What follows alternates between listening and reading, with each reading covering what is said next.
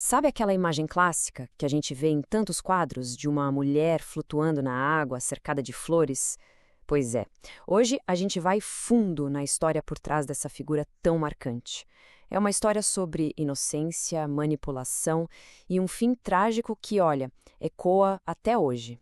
Quando a gente olha para essas pinturas, que são verdadeiras obras-primas de artistas como John Revert Millais ou John William Waterhouse, uma imagem se repete.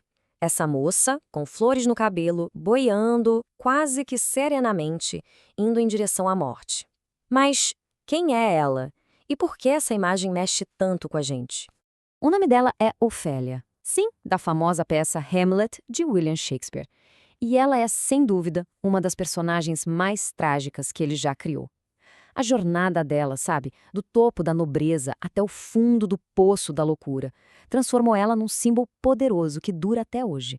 Vamos mergulhar nessa história.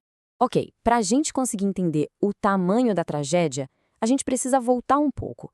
Quem era Ofélia antes de tudo desmoronar? No começo da história, ela é apresentada como a donzela ideal daquela época.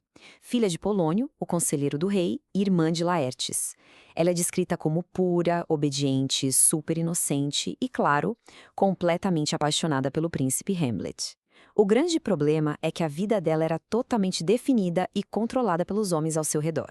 E é justamente essa obediência toda que, sem que ela nem perceba, acaba transformando ela numa peça. E pior, uma peça totalmente descartável no perigoso jogo político que estava rolando lá no castelo de Alcinore. E aqui a gente vê, passo a passo, como a autonomia dela vai sendo arrancada. Primeiro, o pai e o irmão chegam e a proíbem de ver o Hamlet, porque eles duvidavam das intenções do príncipe. Depois, o próprio pai a usa como isca para espionar o Hamlet e tentar entender de onde vinha aquela loucura dele. E para fechar, o próprio Hamlet, no meio da sua angústia, a rejeita de forma brutal. O ponto é esse, ela vai perdendo o controle do próprio destino, pouco a pouco, até virar só um instrumento nas mãos dos outros. E aí vem o golpe final. O pai dela é assassinado, por acidente, pelas mãos do homem que ela ama, o Hamlet. Imagina o choque. A frágil estrutura que ainda sustentava o mundo dela simplesmente se despedaça. E aí que ela entra em um colapso total, um colapso genuíno. Agora, olha que interessante essa comparação. A gente tem duas loucuras na peça, certo? A do Hamlet é uma performance, é teatro puro, uma estratégia calculada para ele conseguir se vingar. Já a da Ofélia, a dela é real, é poética, fragmentada, é um reflexo da mente dela se quebrando em mil pedaços. E como essa loucura se manifesta? Bem, ela começa a distribuir flores e a cantar umas músicas com letras que falam abertamente sobre morte, sobre amor perdido. Essas canções são, na verdade, a única forma que ela encontra para expressar a dor e a perda da sua inocência no mundo que sempre a mandou ficar quieta.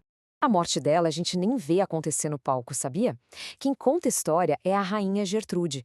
Ela descreve a Ofélia caindo num riacho enquanto colhia flores e continuando a cantar mesmo enquanto era levada pela água. É assim que uma morte trágica acaba se tornando uma imagem de beleza etérea, inesquecível. Mas a história da Ofélia não termina com a morte dela. Na verdade, é aí que o legado dela realmente começa a ser construído. É nesse ponto que ela deixa de ser só uma personagem para se tornar um ícone cultural.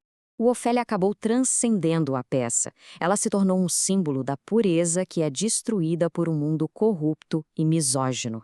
Ela representa a beleza que foi interrompida, a fragilidade humana diante da crueldade e também essa conexão profunda entre o feminino, a natureza e a tragédia.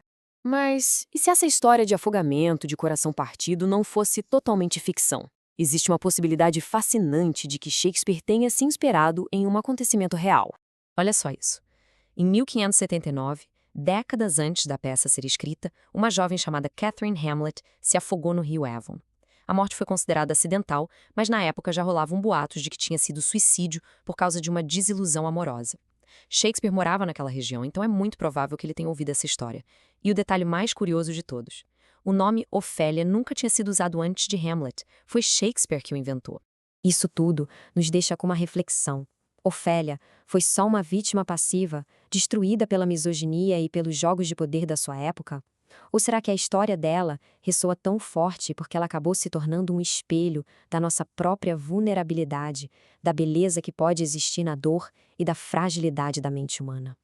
A resposta? Bom, Talvez ela flutue para sempre com a Ofélia, na correnteza da arte e da nossa imaginação.